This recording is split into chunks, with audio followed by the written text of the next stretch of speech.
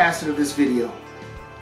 She sets a very not only romantic atmosphere, but she's very happy and very jubilant. She's just the display of happiness because she's trying to display love to her husband. But the one thing that caused him to lose it was the taste of the food. What about everything else? How many times has our spouse or our significant other done something for us, and the one piece we don't like, we go off instead of looking at the bigger picture of what they did?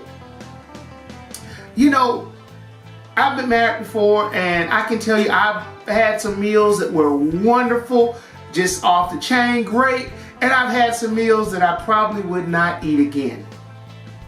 Now, there's a way to deal with that. You can do it one or two ways. Girl, I don't know what the world wrong with you cooking this nasty behind food. You done lost your mind. Don't you ever cook nothing like that again. I can guarantee you within 6 months to a year, your spouse will never cook for you again. And if you think about the words you've sown, you sowed that. So when you reap the harvest, hey, that's what you did. The other way to deal with that is this. Baby, I really appreciate your effort. And I see all the time you put into the meal, but the food just is not quite what I thought it would taste like. Or another way to say it is, it just doesn't fit my taste buds.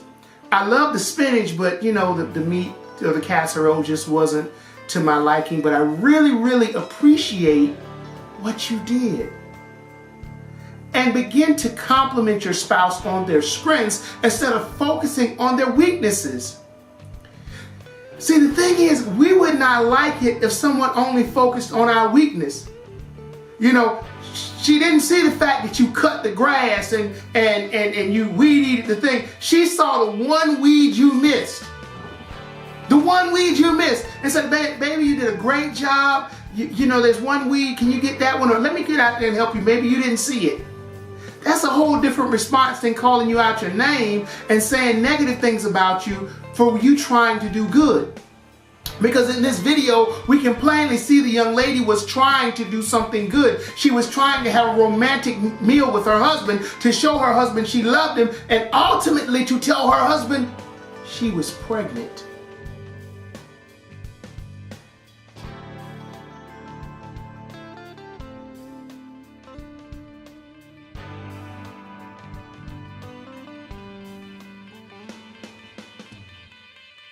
If you caught it at the end, instead of her delivering the news with a smile, she threw it because she was hurt and she was injured by his words. And then if you can focus on what he did, immediately, he forgot all about the nasty food. Based on his response, I believe he wanted a child.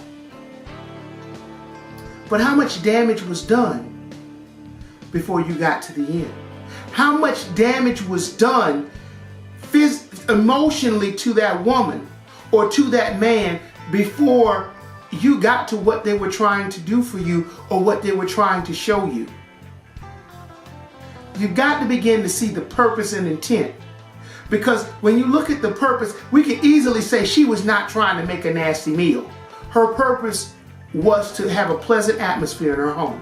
This is MC Rhema. Just remember, whenever your spouse does something for you, take time to look at the bigger picture and compliment your spouse on their strengths and help them in their weaknesses. If your spouse is not a great cook, get in the kitchen and help them. If your man don't know how to cut the grass, get out there and show him. And I don't mean degrade, but what I mean is assist. If we would assist our spouses instead of degrading them, we would get a lot more out of them. And when I say get a lot more, I mean love. Sow what you want to harvest. If you sow love, expect to harvest love. If you sow pain, expect to harvest pain. This is MC Rhema. Remember, be mindful of the purpose and intent.